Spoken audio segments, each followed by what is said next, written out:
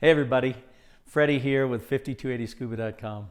We're here today with the Princeton Tec League flashlight. And in a sea of flashlights, can it stand on its own as a primary dive light? We'll answer that in just a minute.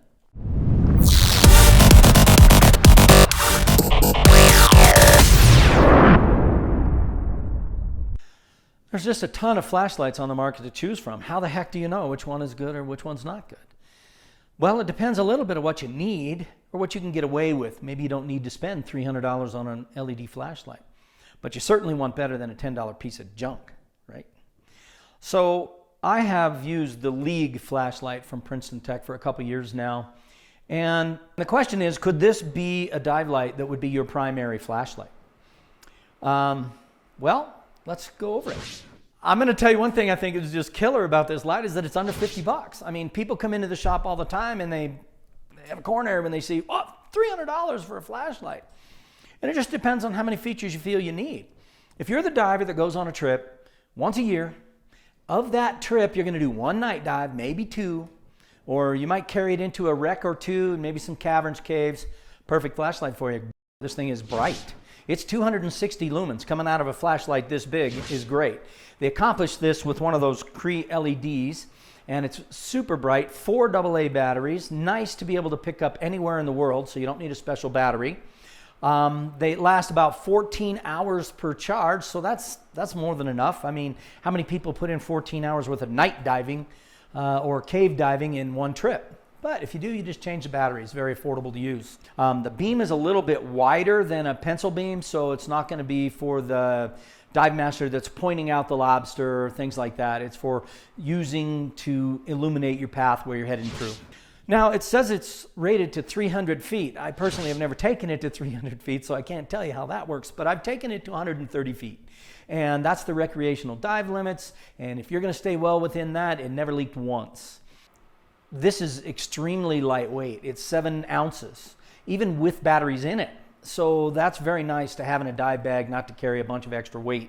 Another feature is that it has a very nice grip to it, which is unique among all the flashlights you see that are tubular, kind of straight. So you can see the angle, and then it has the place for the thumb to come up, and then your trigger finger, if you will, to hold on to it. So it's very comfortable to use.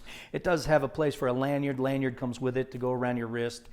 I always D-ring these onto my BC, so then I have it accessible with a stretch cord, or else take it off and use it. It has a locking switch too, so it's not going to accidentally come on in your dive bag. Wonderful feature. I've burnt lenses before, melted them, because my light came on in my dive bag on the airplane. Some of the other features that are very nice, I mean, it's obvious I'm holding a pink one, but there's yellow and blue and white and black. And so when there's a bunch of flashlights on the dive boat that night, which one's yours, right? There have been a couple of challenges. So part of the review that I do here is to give you the non-BS, the truth about how it all works. So we sell these flashlights. We like the flashlights. It's a great price range. But we've had some where the switch on the inside came disconnected. We contacted the manufacturer about this, and they said they've more than doubled the connection points in the new light. So any light you would order today is good, I'm sure. But we've had that problem. Now, their warranty service was awesome. They didn't even make people jump through any hoops or anything. We just literally gave them a new flashlight, sent the old one into them, and it worked out great. I would like to see it in a rechargeable light. However, I know that when you start adding function and features like that, the price goes up. So you can easily use rechargeable batteries in the thing, and really it's not too expensive to use when you get 14 hours out of AA's. So I recommend this light. I use this light. We sell this light in our shop, and it's a really good seller. So the way we do our ratings is we bring them all together and kind of average them out. So the cool factor, the fact that it does have a shape, it's just not a cylindrical black tube. Handheld ergonomics, the 14 hours you get out of the LED with AA batteries, we're going to give that a 7.5, okay? Obviously, heavy-duty, stiff plastic, but it is plastic. We're going to give that a 7. Although it's rated at 300 feet, you shouldn't have any challenge whatsoever. It does have double O-rings on the inside. We've never had one leak, so that's a good feature as well.